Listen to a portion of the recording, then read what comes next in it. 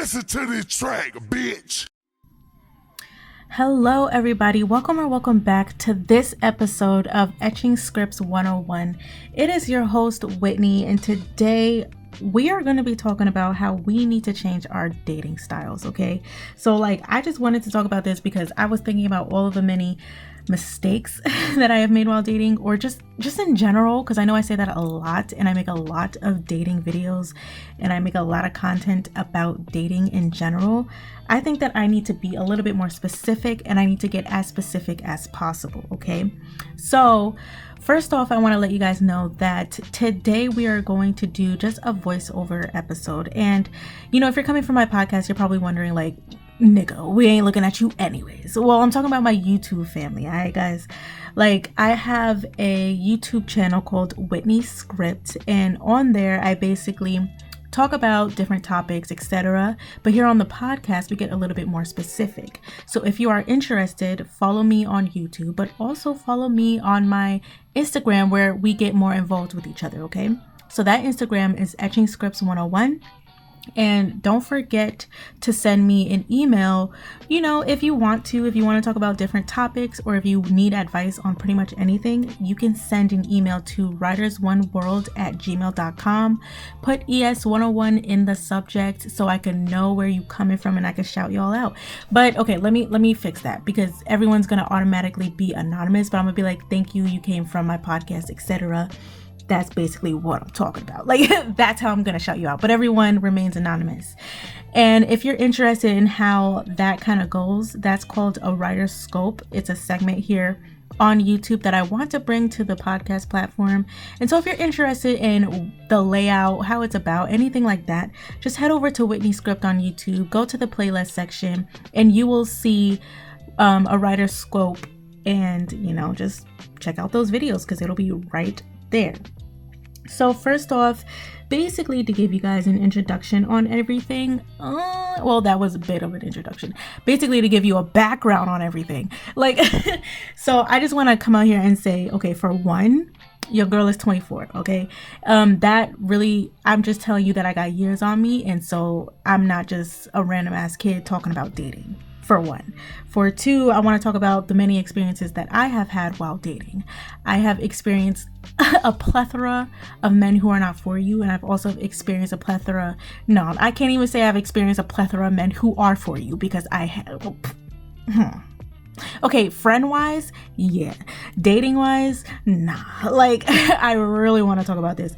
So, throughout my experience, I have figured out a way in which we as women, or just not even women, and I feel like us in general, well, I can only talk about my experience, right? And I'm a woman, so I can only talk about my experience. And in my experience, I have noticed that I make a lot of repetitive factors, and I've also talked to a lot of people who have had this same experience. So I'm not alone. I feel like everyone kind of goes through this a lot. And I came up with 5 reasons why we should change our dating style.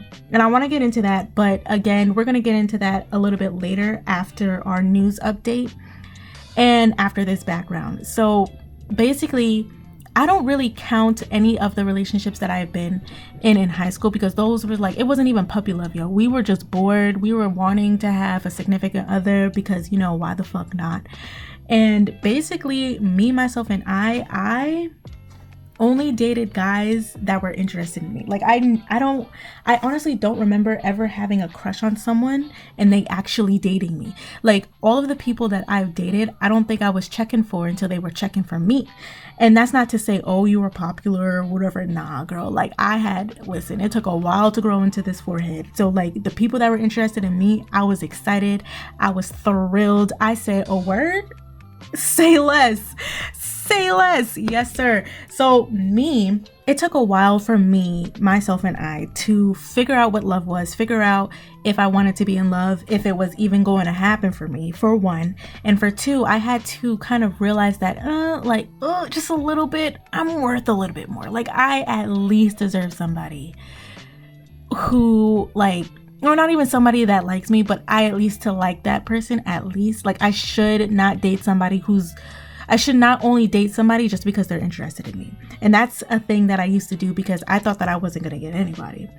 And so all the people that I dated in high school, I'm not even going to count those niggas, but like I'm counting them because it taught me what to look out for when I became an adult. But it basically was just like, I learned, okay, so let's just, in high school, I learned to take my time because I really would rush everything, right? And so when I became an adult, I have, let's see, I don't even know if I even want to count any of the other relationships that I've had. So, like, I've never had a relationship. Let's just call it what it is. I've never had, no, I'm just kidding. But I don't know how to describe the point of like, yeah, I was in a relationship, but was it even a real relationship? Should I even count it? And I think we should, because not only are we learning a lot of lessons, but it is this time that we are also adults. It is this time that is like, if it worked out, then what would you have said? So in its entirety, I suppose, I guess, I count 2 relationships that, well, let me not say it like that. Like, I definitely count those 2 relationships because damn, man, like they taught me a hell of a lot, and they helped me out with my content. So right now, as of right today, I have been single for almost 6 months. I lied. It is 5 months, right? Like I've been single for 5 months. I just did the math. But anyways, and in my experience of dating in general, dating seriously as an adult, and again, remember guys, I'm 24 years old. So it's like, I'm ready to get married. I would have liked to have been in a relationship right now, packed on like 4 years before I got married. But now it's looking like I'm gonna be in a relationship for 2 years and then get married. Like, it is what it is. Listen, I'm not trying to have kids until I'm like 32. So I want to have years on me in my relationship, and I want to have years on my marriage before we bring children in there. So it's looking like the guy that I'm going to be with next is going to just have to hurry up and propose. But that's neither here nor there. So in my background, I guess I've learned a lot of things about myself. I guess I've learned a lot of my toxic traits. Like, for one, I can be the way that I express my love is very passionate, and so that can come off as I don't know if I want to say overwhelming. I don't know if I should say that that's overwhelming, but it's very like, it takes people aback because they're like, oh, she's serious, like, oh, like she ready. Like, I think a lot of the times, and of course it could be overbearing or overwhelming is what I'm looking for. The way that I love somebody could be overwhelming, but then again, at the same time, people could just not be ready for it, and they could just think, we can have 2 different, I guess, expectations, and I don't even know how to describe it. We can have the same expectations, but their passion level is just not where mine is, if that makes sense. Like, I have no problem setting up a plan and we following that plan and then just living life, right? So for me in my dating, let's talk about that plan. I've always wanted to create a plan on how we were going to get to the end goal. And the end goal was marriage. And so the way that I did that was that, like, I would be like, okay, so what do you want from me? This is what I want from you. Yes or no, what I'm willing to compromise on. Do you want to do X, Y, and Z? Okay, where do we need to work on? And let's do that, right? And so I feel like maybe that's what I need to change, the intensity of it all, because like, I can't sit here and say that it worked because your girl is single. So can I really sit here and be like, oh, well, it works for me being upfront and that passionate and that, for it? Because I can't say that, but I know that in some situations it would. I appreciate the transparency and the honesty. I like having an end goal. So if a man was to come to me and be like, yo, this is what I want, this is what I go for, you have a lot of the attributes that I want, but here's where we fail, let's work on this together, bro, propose right now. Like, I would want that ASAP. I have no problem. I ain't got no qualms with that. So when I come into situations where the other guy is not looking for that, it tends to end in turmoil. And that's what I learned within these first 2 relationships. So my first relationship was 4 years long, and the second relationship was approximately a year and a half. And I'm telling you, time does not mean a damn thing. So the one that I was in for 4 years, it was just a complete codependency type deal. It was Well, let me not say that, because I really genuinely felt like I was in love with him. That was my first love. I experienced the first heartbreak, all of that. Like, all of that things that people go through when your first relationship doesn't pan out. And so even though I learned a lot from that, I learned a lot from the friendship in itself. I also learned a lot in the second relationship. I learned, I say this word so funny, reciprocation. I was about to say reciprocity. What the hell is that? But reciprocation, I learned that to a certain extent. And I also learned that, this may seem stupid, this may seem little. I am actually worth, maybe this isn't little, maybe this is actually very huge, but I learned that I am actually worth the love that someone else can give, or just like, I don't know how to say this that doesn't sound conceited, but like, I don't want to say it like this, but basically what I'm trying to get at is that I deserve it. Okay. Like, I've worked hard in my life. I've learned my lessons, and I can continue to learn my lessons with somebody else as well. And I'm perfectly cool with doing that.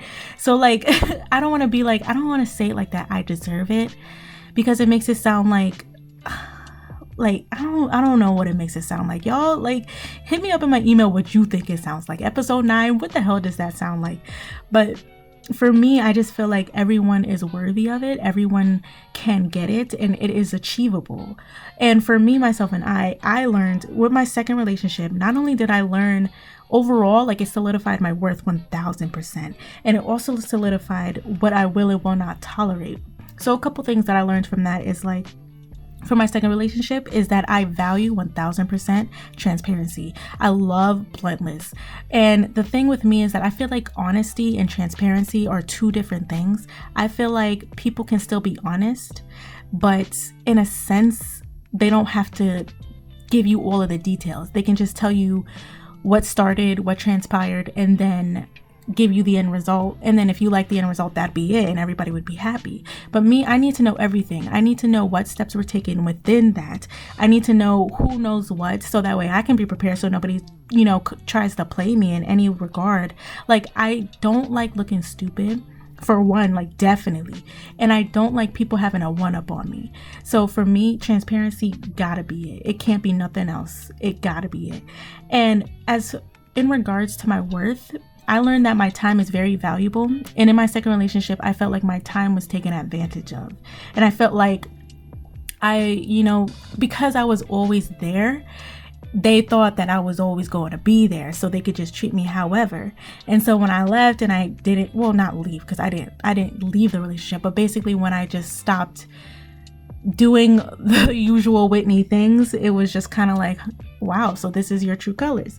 And it sucks, because even though you're like learning yourself in the process, and even though you're seeing things for what it is, I don't want things covered up. I don't want a red veil over it. I don't want nobody beating around the bush. You better tell me what's up right now, so that way I can know how to move forward, because I hate when my time is wasted. I hate when my time is wasted so much so.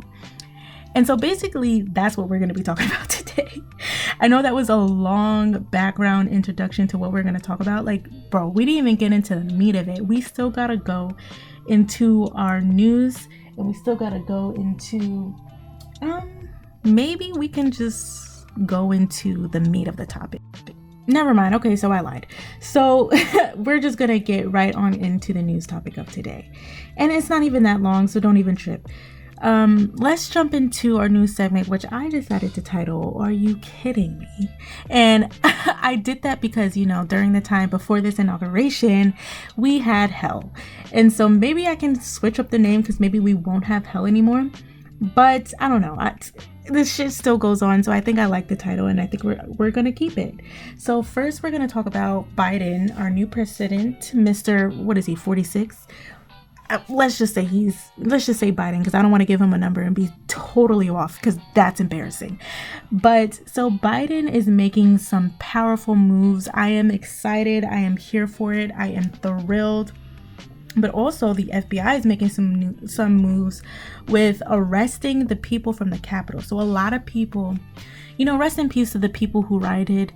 But we don't even have to talk about that. But also, rest in peace to the cops as well. I think there was one cop that was doing his job, and he, got killed in the massive everything. So rest in peace to you. I hope your family is doing well. I hope everyone is doing well while they go back to the Capitol, because I know that it is unnerving to have all of those people in your office and tearing up stuff and having to clean up their mess. That's one thing I will never understand. That really pisses me off. I hate cleaning up after other adults. So like the fact that you came into my sanctum and just ruined shit, like you're an idiot. What are you protesting? You ain't protesting shit. Anyways, but aside from that, Biden has done a lot of good work, and I am very much proud of him, because there is so much that should have been done, you know, a long time ago. And so one of the main things, I mentioned this in my last episode, that Biden has done is that he has put a freeze on a couple things that Trump has done in his final days of presidency, so that way he can verify, you know, the contents of what he's doing, make sure that it is coming from, you know, good intentions, whatever, and also make sure that the money is valid. Like there's a bunch of reasons that he's doing that. And I think that's fair. I think that's right. And I don't blame him for doing that at all. Another thing that he's done, and this is on his first day, was make an executive order rejoining the Paris Agreement on climate change. Praise God. Because this is something that basically is an international pact aimed at curbing emissions that cause global warming, right? So Trump withdrew that back in 2017 because he wanted to, what does it say? Citing costs to American taxpayers. Whatever. All right, let's move on. Another thing that Biden did was that Biden ordered his government to conduct equity assessments of its agencies and reallocate resources to advance equity for all, including people of color and others who have been historically undeserved, marginalized, and adversely affected by persistent poverty and inequality, right? So he's wanting to promote racial equality, which is amazing because it's about damn time. Another thing that he did on his first day was he made a proclamation ending ban on U.S. entry from majority Muslim countries. That's one thing that I really think is ridiculous that we do.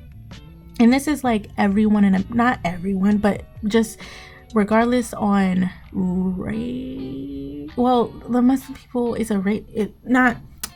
Okay, listen, I'm trying to be politically correct because I know what I'm talking about, but I want you guys to know what I'm talking about, right? So when I say Americans, I'm talking about non-Muslim people, right?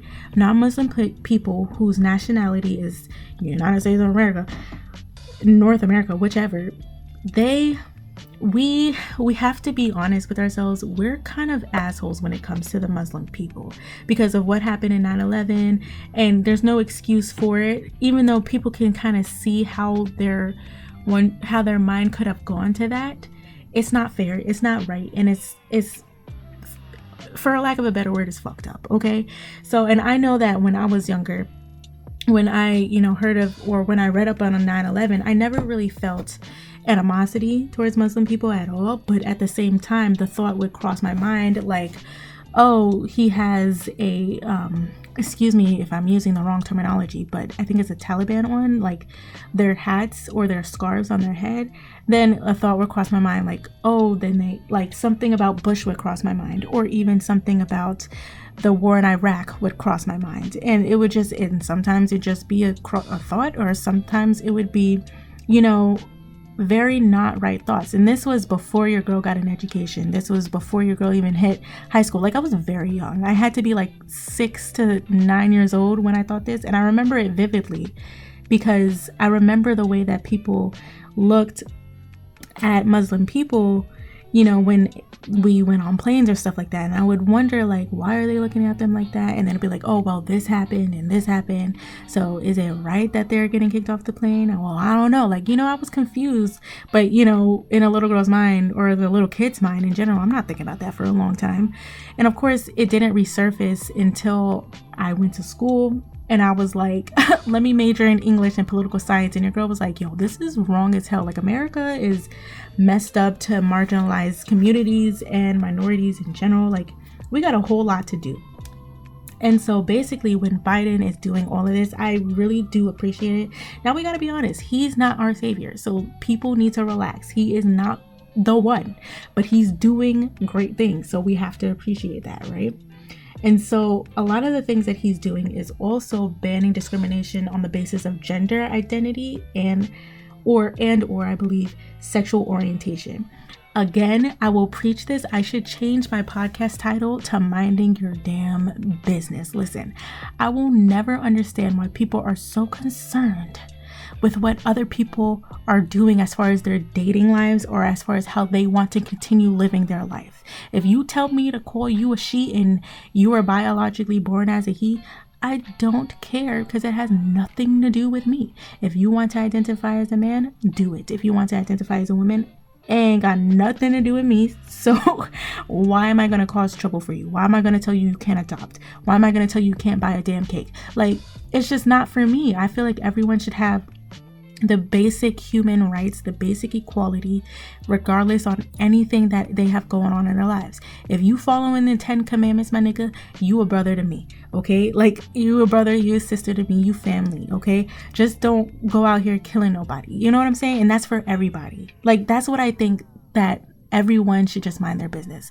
Unless we got people out here killing people, robbing people, actually making someone go through harm and not benefiting, then we got a problem. But just because you want to do something in your personal life, ain't got nothing to do with me, so why do I have a problem? I probably went off on a tangent, and I hope I made myself clear. Like, I think I might have said something weird that might have been like, what? So I just want to make it clear. I don't care what anybody does, okay? And sexual orientation or gender identity is not it's not going to hurt anybody in their lives, outside of the person. Like, say they're walking around doing whatever it is that they do, it's not going to hurt me anyway at all. So why am I going to trip? That's basically what I'm saying. So those are a couple things that Biden has done on his first day.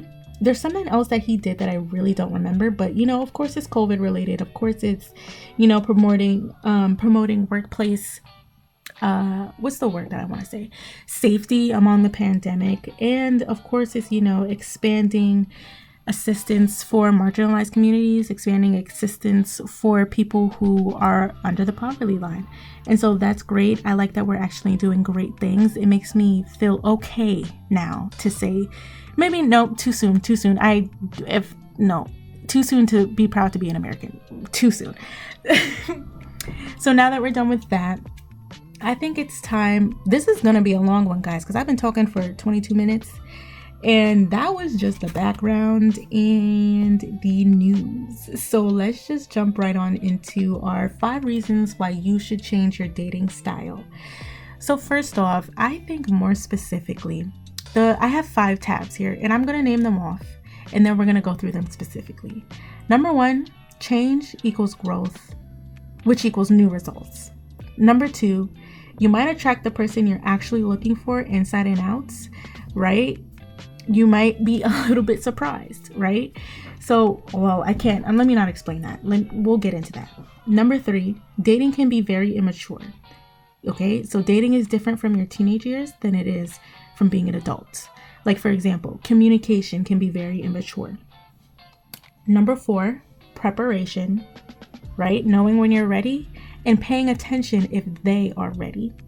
And number 5, giving up too easy. So for number 1, I thought that this was very important because I myself thought that, it makes sense when people say that if you change your lifestyle, you will get a new result. If you don't change your lifestyle, then you should expect the same things to continue to occur, which makes sense. If I want to get a fat ass and I don't know, wear a size 10 jeans as opposed to size 6, I'm going to have to work for it. I'm going to have to change a couple routines to gain weight. I'm going to have to eat a lot of starch, I think a lot of fiber, I believe it is. There was one point where I was trying to gain a lot of weight and I did it. I was very proud of myself. But you know how much pasta and potatoes I was eating? I was so tired, okay? But I was also proud of the gains that I was having because I was going to the gym. I was doing my damn thing. I was doing the work that it took to gain the weight. And guess what happened when I stopped that? While I'm doing the work to gain weight, you will see the result of gaining weight. But when you stop that, I shouldn't have expected myself to continue to gain weight. No, I made a complete change in my routine, in my lifestyle, in the way that I conduct myself, in the way that I talk to people, the way that I talk to men, the way that I talk to women. That has nothing to do with my weight gain. But basically, overall, I made it into a lifestyle. And that's what I wanted to pretty much make it make sense for everything that we're doing, right, with our dating styles. If you don't switch something up, you are going to expect, like, you are going to have the same results as if you were doing, what you were doing before. And so one thing that I know that I'm going to change without a doubt is that I am not going to tolerate the red flags that I've been seeing in the beginning, because my toxic trait is expecting people to grow.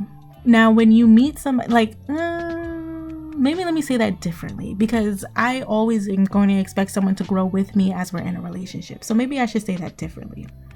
What I mean by that is that my toxic trait is basically giving people the benefit of the doubt.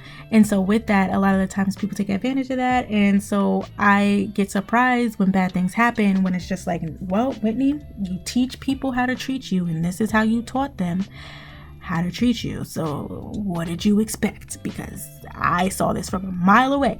But that's like my little conscious speaking to me. I have found that even with, changing the way that I run my lifestyle, because, if you want to start dating, I don't want to say correctly, but dating in a way that fits you, it is in and of itself a lifestyle. It's kind of like going to the gym and trying to work different areas of your body so that way you can get the desired result. So I think that dating is a form of a lifestyle, because it is something that you do have to put time in and you do have to work at to get the desired results. I was about to say the results that you want, but that's repetitive. That's redundant. So basically, to get the results that you want, you're going to have to switch up your lifestyle just a little bit. And so I just think I don't even think I need to get deeper into that, because I think that makes all the more sense, right? Change your lifestyle, figure out what you're doing wrong, and try to change that. So for me also, I think that I'm not going to be as intense when I first get into a relationship, because I think that throws people off. So I think I'm just going to kind of, I don't even know what I'm going to do, because I don't want to show people that I'm not there for them. I'm definitely going to be, but I think I'm just going to tone it back a little bit, because my love language is definitely quality time, and it's definitely acts of service. But if I'm all up in your face, you're probably going to be more annoyed with me than you are going to appreciate what I'm doing. So I think I'm just going to tone it down, but it's I'm still going to be me at the end of the day, right? So let's go on into the second one. The second one I said might attract the person you're actually looking for inside and out. And I wanted to mention the Roommates podcast. So the Roommates podcast basically mentioned how you can't go for a top tier guy when you're a 1 out of 10. You can't go for the 1% when you're not even on his radar. And I think that is so true. I know that it's kind of well, why do I have to change myself to fit, the society standards? Well, if you want to be on the 1%'s radar, there's just a certain thing, there's certain things that they want in a woman. There's certain things that they want in a man. There's certain things that they want that you don't necessarily have, because you're not, I don't know how to describe it. If I'm Jeff Bezos, female version of Jeff Bezos, I'm not looking, I'm a different cat. I'm a different breed. So but I don't know, because I still even then don't want to take care of nobody unless they're, actively putting in their work. I don't want nobody mooching off of me, and I'm not going to get a moocher. So I think that when you change so this is the whole point, because I might go off on a tangent with that, and let's focus, y'all. Let's focus. So for me, I think when you change your energy, you start attracting the energy that you want. If you're constantly negative, you're going to start attracting that negative energy all the time. I think that if you uphold confidence, you're going to attract the type of man that you want. For me, I think I'm at the age where I'm just I don't even give a damn anymore. I don't care to be anybody else other than myself. But also at the same time, I know what type of man that I want. I want a man that's just as diligent as I am. I want a man that's just as hardworking and motivated as I am. I think the type of man that I want is just a type of man that I want will not settle. And so a lot of the guys that I have dated were I don't want to say top dollar because we were in college, and they were doing very well for themselves. And I attract men of I don't want to say of wealth, I guess of status, of something. I don't know what it's called. I attract those type of men. You know what I'm talking about, because of the mindset that I have. Mindsets really do attract people. You surround yourself around people who have the same mindset as you, and you're gonna attract the people with the same mindset, or people who want to gain your mindset because they want to become like, I want to say like you, but they want to gain that mindset, right? And so for me, I was lucky enough to be able to meet people who were doing well for themselves, who were growing. And if I fell into the crowd that I almost fell into, like where they were just doing drugs all the time, I probably would not be where I am today. And so when I say that you might attract the person that you're looking for, or even, surprises, I also think that if you stop looking, you're going to find everything that you're looking for. No, but I think I'm not looking. I definitely want attention. I ain't gonna hold you. Like, I definitely want the attention. But at the same time, I'm not checking for nobody. I'm not looking for nobody. I'm not pressed to be in a relationship. And that's the time where niggas just be coming out of the woodwork. Like, just be like, oh, what you doing? You got this? Let me take you out. What's the fucking car? I got a Ferrari. I don't know what the hell is going on. I don't know what those cars are. But I just feel like when you are at your best, that's when people want to come in and they want to, some people want to come in for bad reasons, and a lot of people want to come in for good reasons. And I have found that because I have changed not only my behavior, but just I have upgraded in my mindset, I attract a lot of people with that mindset or with the desire to upgrade as well. And so with that, also, I want to make it clear that you don't always have to change your physique. So another thing that I wanted to mention was that in the Roommates podcast, they mentioned that if you want one of the 1%ers, and the 1%ers are like millionaires who make ungodly money, or just men who make really great money, men or women who make really good money, you have to get on their radar.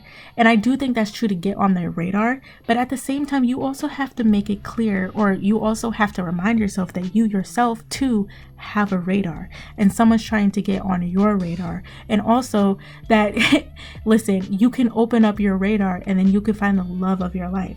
And so the point of me mentioning that is to basically not hold yourself confined to the 1%ers, and not even hold yourself confined to basically what you require, what you want in a relationship. I think requirements are fair, but also be realistic. So for me, I think I'm not gonna give like a minimum salary for my man to have. I just solely want him to be hardworking, diligent, to the point to where we're not struggling. I swear to God, I am never going to struggle, and I'll be damned if you catch me struggling. Like, it's not going to be me. I'm telling you, I'm not going to do it. Like, I have plans, I got goals, I'm trying to build my house in the future. Like, it's just not going to happen. It's not going to happen. So, and I didn't give you guys an example of some of the really good men that I've dated. I've dated men who had great mindsets, who were in the STEM field, I think all of them were in the STEM field. Yeah, pretty sure. And I even dated someone who was trying to become in the medical field, right? They were trying to become a doctor. So they were in the school. And one of my friends made a very good point. They were like, you date such top tier men. And I'm just like, I'll be damned if I work this hard just to struggle. Like, even though I have loans, I'm not gonna knock somebody who has loans. No, hell no. Because, I got loans myself. But the thing is that's big to me is the effort. Like, if you're trying your damnness to do well, and you're doing well, and there's, results, even if not always results, if there's results, I'm here for it. Like, 1000%, I am your biggest number one cheerleader. And so that's what I'm saying. I hope everything's coming in full circle so you guys can understand what I'm talking about. Because basically, that's what I feel like you should have for yourself. You should pay attention to your radar, pay attention to the men that you attract, and also kind of gauge yourself like, do I want to stay in this playing field? Do I want these type of men? No? So how are you going to upgrade yourself? But like, that sounds very physical, and I don't want it to be. But for me, I know that I want a man who is going to be one of the 1%ers. And so for me to do that, I know that I can't be looking like a bum all the time. And so for me, I'm not changing myself. I'm not, changing myself for them. I'm changing myself for myself, because me, myself, and I, just to get kind of personal, this is what we're here for, right? To get personal, I want to appreciate myself first before I allow anybody else to appreciate me, because how can I expect someone to appreciate and love my body when I don't love it myself? So that's why I want to go back to the gym, because I haven't been since October. But it's also because I do want to attract the men that have the same mindset like me. Because let's be real, like I don't even know if I can say that, because I've still attracted them. But I know that some people aren't checking for me because I'm on the skinnier side. I'm on the, I'm not quote unquote bad, but like, I know I'm cute as hell. I know I'm a down ass female, and I don't really give a fuck. there's a lot that a lot of people care about, like the typical stereotypical things that women care about. I'm not the one. Like I am so chill. It's not even funny. Things don't bother me. So I know deep down inside that I am like a down ass female. People just need to get past the physiques. And so sometimes I want to do something about it. Other times I don't. Like 90% of the times I don't want to do anything about it because I don't like the motive. So I make sure the motive is coming from me and that I'm doing it for me. And if I attract somebody in the process, then I attract somebody in the process. But at this time, I'm also not looking for it. So the point why I say, why this is a part of the 5 reasons why you should change your dating style is because if you're focused on you, like someone else is going to notice. If you're not always checking for a man, always, looking for a woman, if you're not doing too much, you know what I'm saying? If you're not doing the over the top, because, people notice that, you're going to be attractive to somebody, even if you're not even changing your physical appearance. You're just changing your mindset is attractive.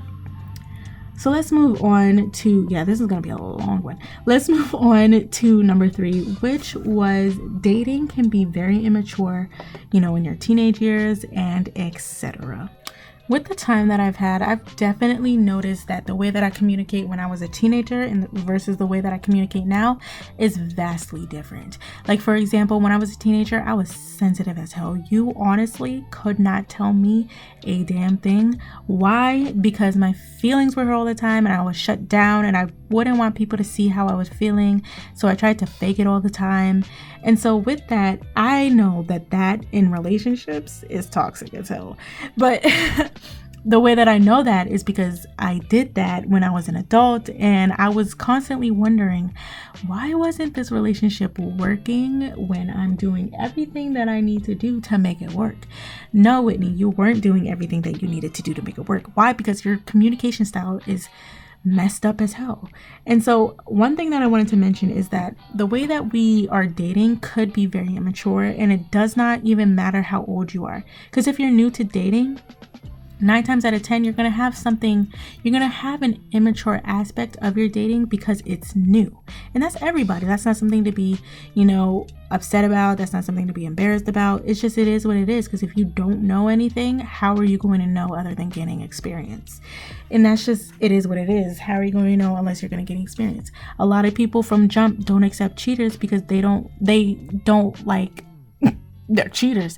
But there's people like me who felt like I could deal with it and then realized that I can't. So in my experience of when I was about to say an early teenager, but no, I wasn't an early teenager. I was a late teenager. I was an early adult. I was like, I don't even know how old I was. But the thing is like, I experienced cheating, and I also thought that like, oh, I can just deal with it. It ain't no biggie. Like, I got it. Like, okay, fine. All right. So you made a mistake. We understand. Heard you. Clear. Now let's figure out what we're going to do about it, because you made a mistake. Let's just figure out what to do. But the person was just like, I don't want to be with you. And so even though like when I was in that relationship, I don't know if I could say they tried, but they stayed because they expected me to leave and I didn't.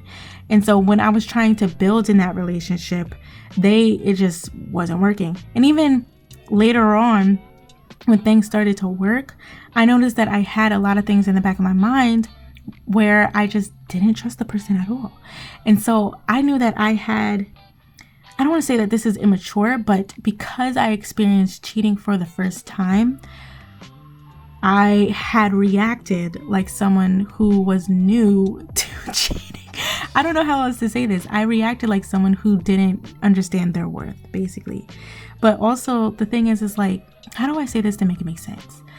I acted like someone who never experienced this before and thought that it was no big deal, right? You don't really understand how big certain problems within a relationship is until you go through it. So for example, if your communication sucks, this is so cliche. Like everybody always talks about communication, but really and truly that's what it is. You have to learn how to communicate when someone's angry, when someone's sad, when someone's depressed, when someone is literally throwing fucking remotes across the room. You need to know, well, you should probably, talk to them nicely and then dip. But you need to know how to talk to somebody when they lose someone, man, and that is like death.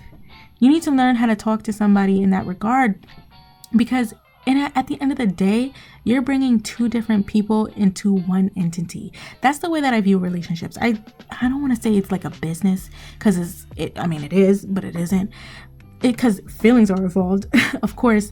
But for me, myself, and I think relationships are so incredible that you need to grow. You need to invest in that relationship. You need to build on what you have, because it is a beautiful thing. I genuinely think that relationships and falling in love that's disrespectful. Just y'all, I'm sorry. But anyways, I think overall it is a beautiful thing to have, and it's a beautiful thing to cherish, as well as, the love aspect that comes along with it with time. And so with that, growing makes a world of a difference, because the person that I was last month is not the person that I am today, right? The person that I was yesterday is not the person that I am today. Because if you're doing it right, I don't want to say if you're doing it right. I don't want to say it like that. But I'm just saying, like, if you're wanting to grow, you're not going to want to be the same person that you were yesterday. You're going to want to learn various lessons every single day, every single hour, all the time. I can tell you something that I learned about myself yesterday, right? So what I learned about myself yesterday is that if I don't start off my morning right, my whole day is ruined. Like if I start off in the morning feeling sad about, okay, I'll just be real with you guys. So I'm still I'm still dealing with my second heartbreak, right? So I experienced our heartbreak twice, and the second one was a lot worse than my first one, which is crazy. Like, I don't know how to explain it. The magnitude of the second one is what it is. Like, it hurt a lot more than the first one, because the first one, I guess I can walk down the line and see where it was occurring, as opposed to the second one where it just came out of nowhere.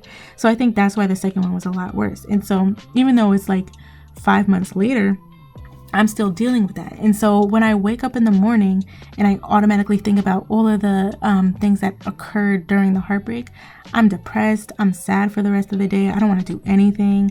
And it literally pisses me off, because I have so much that I want to do, so much that I want to accomplish. But because I thought about my fucking heartbreak that happened 5 months ago, now I'm stuck in bed watching anime all day. Now I'm not doing anything. Now I'm just, coasting. And I don't want to coast through life. Like, that's not what we're wanting to do. That's not the type of lifestyle that we're trying to bring. We're not trying to coast. We're trying to make moves. We're trying to make waves. We're trying to do the damn thing, okay? So that's something that hold on. Did I say number 3 or did I say number 4? So that was definitely number 3. My bad. So the thing is, the reason why I got confused for a second there is because I have been talking for a minute, and I thought that this wasn't going to be that long. But before, thinking about it this whole day, I didn't think it was going to be that long. But jumping back into what I was talking about, because I was going through that, I've learned the other day, I think it was yesterday. I think it was yesterday that I learned that if I don't start off my day right, then my whole day is ruined. So what do I do when I first wake up? I fix my bed. Well, lies. When I first wake up, I scroll. I keep my mind busy. And then I'm like, okay, Whitney, when it's 9 o'clock, you need to get up. So I get up, out my bed, not get up, like wake up, because I wake up around like 6 something, then I go back to bed, and then I wake up around 8 because that's my alarm, and then I don't get out of bed until approximately 9:30. Like this morning it was 9:30. Yesterday I didn't get out of bed, and so I learned that I need to continuously keep up the, not the ruse, I was about to say the ruse, but I need to constantly keep up the act of fixing my bed, taking a shower first thing, waking myself up, getting dressed, doing my makeup. That's one thing that honestly keeps me going and keeps my mind busy, is because when I get up and start doing, I can continue to keep that same energy throughout the day. And so when I start doing my makeup, it makes me feel like, I'm doing this for myself and nobody else. Even though I deadass like don't leave the house all the time. I leave the house to shop.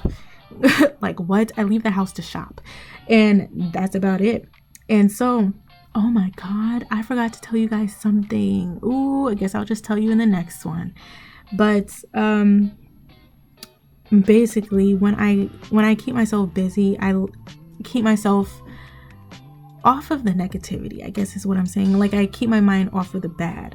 And so also what I learned with me is that I like to when I set up my makeup station, right? I set up my makeup, and I also set up videos on the HDMI so that way it can be on my TV. And I set up YouTube videos, and I get ready. Like I watch so many YouTube videos because it takes me a long time to do my makeup, no matter what I'm doing. Like even if I'm just doing my eyebrows and putting on lashes, it takes me like a solid hour. And I really want to speed that up because that's ridiculous. But it makes me feel good. It keeps me going. It gets me started. And randomly people are asking me like, hey, do you want to go out? Do you want to do this? And I don't even have to get ready. I don't have to be like, oh no, I don't want to go, because I'm not looking like to how I want to look, because I'm already prepared. I'm already ready to do whatever, even if I'm not going anywhere. And that also helps with me filming and making these videos, right? So today's Friday, and I told myself that I didn't want to film on Friday because, I want these to go out on Monday or Tuesday. And so if I do that, then I won't, I would have to not crash, but I have to speed up with my editing. And I don't like speeding up through my editing because I just don't think it's authentic. And it's a lot. Like think about editing an hour audio. Okay. I got to listen through that while I'm editing. And then when I'm done editing, I gotta re-listen to the whole thing to make sure everything flows. Okay, that's 2 hours right there. And I'm not complaining, but I'm just saying it takes up a lot of time. And, I got family that need things. I got, people who I talk to. Like, I don't sleep, breathe editing, right? I don't think anybody does that. So it's kind of like, maybe I should do this earlier in the week other than Friday. And so I wanted to do this. That's what it is. Yep. I wanted to do this Wednesday, but I woke up depressed, hella depressed on Wednesday.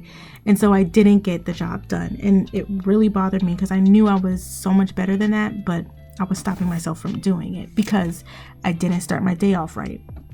And so that honestly leads me, that is an element of our fourth tip, which is preparation. And so the reason why I mention preparation is because I've experienced this when dating. When you're not emotionally ready, you might as well not be in that relationship, because it's not only going to bring a lot of problems, but it's just not going to work if you're not emotionally ready. And what I mean by emotionally ready is that if you're not ready to merge with somebody else, if you're not ready to grow with somebody else, if you're not ready not to conform, but to compromise and actually do it, then you don't need to be in a relationship, because a relationship is not selfish at all. Like you can be used to being selfish with yourself. You can be used to doing what you want to do. Fine. And you can also do that in a relationship, but a relationship in and of itself is not selfish. Why? Because you're catering towards somebody else. You're merging your life with somebody else, and you should not only allow that person to merge to your life. And so what I think one needs to do to get ready is, I'm going to offer this. I don't care for the rest of my life. I'm always going to offer this. I think everyone at some point in their lives should do therapy. I think you should talk about it. I think you should be honest with yourself. I think you should figure out, what are the styles that I can be emotionally ready for somebody else? How can I handle my emotions? How can I, And emotion is not just crying. It's obviously anger. Like, what am I like when I'm angry? Would I myself want to tolerate that? Nah. So I think it's fair if I change that. And I think that's honest and I think that's real. So I like to put myself into the situation because I don't want you guys to think that like, oh, I'm trying to bash you or anything like that. Like, nah, it's not like that at all. I'm just trying to be honest. I'm just trying to tell you, like, you know, this, I still need to work on it. And so this is how I work on it. And so one of the things that I knew that I don't like to tolerate that I do is that I know for a fact that I get annoying when I constantly ask the same question over and over again. I'm like, if you get your fucking self out my feet, like, God, like, and I know that may seem minor because it can be minor things, it can be big things, etc. If I don't want to handle it, if I don't want to deal with it, who the hell do I think I am forcing somebody else to deal with it? That's not fair. It's not fair at all. I'm just keeping it a buck. It's not fair. And so I know that a lot in my previous experiences. I know that for me, that if I wasn't emotionally ready to deal with, you know, whatever was going on, it just wasn't going to work. And it happened way too many times. And so when I got into my last relationship, a part of me felt that like one person wasn't emotionally mature, but I was emotionally mature. And so I was like, oh, well, we can just do this together. No. I mean, yes, it could be if they're open to it, but if they're not open to it, then it's just going to be draining. And so I found myself being drained a lot. So there needs to be a healthy balance when going into a relationship, when talking about dating, when merging your life with somebody else, when preparing to do the stuff, right? Because if you are not willing to move, you can't expect somebody to move for you, and you can't expect somebody to do all the things that you want them to do if you're not going to do it yourself. Like, what? Like, why would you think that I'm going to do X, Y, and Z when you won't even do that for me? You got me. No. So going on to the last tip, this is just something that I honestly wanted to put in there because I know that I've done this for myself, and it's giving up too easy. Thinking that you're going to be alone forever, or even just, I think I should just title it timing, right? A reason why you should change your dating style is that you need to take away the time aspect of dating. You need to stop rushing dating. You need to take your time with dating. And you also need to understand that you're not going to be alone forever. And there's some people out there who never find a significant other, but they have abundance in their friends and in their family and in their life overall. But specifically dating, you know, I don't want to... Okay, first off, you're not going to be alone forever. Let's just throw that out of our minds. We're not going to be alone forever. But with dating specifically, I wanted to make it clear that if you're giving up too easy, you're selling yourself out of your own blessings. Blessings do not happen... I was about to say they don't happen overnight, but they do because you wake up every morning. But what I'm saying is if you want something, you're going to work for it. And it's oftentimes not going to take 1 second to do so. So be patient and take your time. Remember that we all, even for my people out there, work on God's time. Okay. And so even the people that don't believe in God, you work on the universe's time, okay? You work on the spiritual matters, whoever you believe in, even if you don't believe in anything. We can't control everything in life. We literally cannot do that. So we have to be okay with the different circumstances that come out of nowhere, the different things that we have to deal with that we don't want to deal with. Listen, there's a lot that I haven't been wanting to deal with, but I had to deal with it. Why? Because it's just the everydays of life. It's just being an adult, and it's just life. Like, I can't control everything. I can't control the fact that I got lost in White Plains today. I was literally circling around White Plains like 3 times because I couldn't find the parking spot to where I was going. Like, I couldn't control that. The GPS was telling me where to go, but I couldn't control it because I didn't know. And so even though my sister showed me like where to go afterwards, she was just like, now you got to pay attention to which direction you're coming from, because then your GPS is going to take you a different route. Ooh, I feel a testimony. Listen, pay attention to the energy that you're giving out. Pay attention to your timeline, because if you're rushing if I just stopped and I didn't want to continue forward, like, and find the parking spot, I would have never found it. If I didn't tell my sister about it and just gave them, was like, well, I'm never going to find it, I would have never known where I could properly park in White Plains, because they really be wanting to give your asses tickets for some reason. Like, different story for a different time. But really and truly, depending on the direction that you're coming from, the direction is geared towards you. Everyone's walk is different. Remember that this is not a sprint, but it is a marathon. Also remember that your life is yours to live. So we should not compare what we're doing to somebody else. We should never compare dating to somebody else, because let me tell you, I used to compare my dating styles all the time to somebody else's. I used to compare the women to me, and it came across my mind that I was just like, wait a minute. So the person you are with them is not going to be the same person that you are with me. Why? Because we're two different people. Even though your basic foundation of who you are is going to be there, listen, like, you're bringing two different people into separate relationship. So it doesn't make sense to compare what they had versus what you guys have, because you haven't built that yet. Not even that, but you're not that person. Like, I know that this may seem like, okay, I know that, but it was very important for me to realize, like, wait a minute. Wait, I am a completely different personality. So if they're more free to be with me than they were with them, that's a good sign. But I also shouldn't comparing, because the past is the past and I should just leave it alone. So what do I look like sitting here and giving myself stress and anxiety for that? For the past, for something that I can't even control.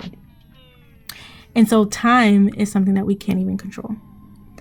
And I think that if anything that you've taken from this episode, this was very, like, I think I'm going to put some R&B music in the background, because this is, I sound very close to you guys. I sound very sultry. I don't know. We'll figure it out. I'll see what I can do. I might put Biggie in the background and kill the whole mood. But I think that if anything, from changing our dating styles, we need to be clear on what we want, and we need to also realize that if we don't change, I hate saying it like this, but if we don't alter our mindset, we're going to expect the same result. The only way to expect a different result is to change the lifestyle, change the mindset that follows in that lifestyle. Okay? So for me, at Miss 24 years old, I know that I'm going to be successful. There's no way that I'm not going to be successful. Like, I worked way too hard to not be successful. And my definition of success is financial freedom, is building generational wealth, and is also being able to take care of my family members like they have taken care of me when I was growing up. Because I know that I'm not indebted to them, but I do believe that for them, they deserve the world, and I aim to give them the world. And I also aim to help everyone who's out there, so that way they can have somebody to lean on. I want to build a safe space, because I know that that's what I wanted, and that's what I was able to obtain. And so with that, I've done my research. I've definitely gone to therapy and learned the different ways to not only just articulate my feelings, but to understand my feelings and to basically reflect in them, because I know that I don't know how to explain it. I know that I can get defensive, I guess, and not be realistic. And so my overall goal is to be realistic and to basically start a conversation on how we all can be continuously realistic with ourselves first, because we don't want somebody else to tell us that. Like, I would rather know from me what's going on, as opposed to some stranger being like, yo, why are you acting like that? Why do you think that the world revolves around you? Because people, like, listen, words hurt, words stick too. There's something that somebody said to me that stuck, and damn, like, it's gone right now, but there was something that somebody said to me that stuck, and I can't think of it right now. Maybe it's gone. Maybe it's because I changed my mindset. You never know. I'm just kidding, but if I figure it out, I'll tell you guys in the next episode. And if I don't, remind me. But basically, that wraps up this episode of Etching Scripts 101. Guys, don't forget to follow me on all my social medias. Instagram is Etching Scripts 101. My personal Instagram is Whitney's_script. And that's pretty much, oh no, and my email is writerswinworld@gmail.com. I would love to be connected with you guys in any way possible. Let's turn up on Instagram. Let's turn up in emails. Like, did you know, maybe I'm dumb, but I didn't know Gmail had a cap on how much mail you can have in there, and I used up all my gigabytes. So maybe no, I used up all my gigabytes and then I deleted a lot of the files, so I should have a lot more left. But aside from that, I just thought it was wild, because I'm like, what? Like, aren't you supposed to delete an email like years on back? Like, aren't you supposed to do that after like every 5 years? Why haven't you done that? But aside from that, I think we're just gonna wrap it up. Thank you guys for joining me today. And if you have any personal topics that you want to talk about, head it to my email. And also, guys, I would love to stay engaged with you in any way possible. Subscribe to the podcast, like the podcast, share with your friends and family. And, you know, if you have any suggestions on anything, honestly, anything, I'm open to hear it, because I like to keep an open mind. So thank you guys for joining me today. I hope to see you next time. I hope to, you know, hear from you next time. You never know. And also, I want to make it clear that we are etching scripts one day at a time. You know, there's no script to life at all. So let's just do this damn thing together. And that's basically the message that I want to give off when I make these episodes and when I just talk to you guys. So again, thank you for joining me today. I really, truly appreciate it. And I'll talk to you guys next time.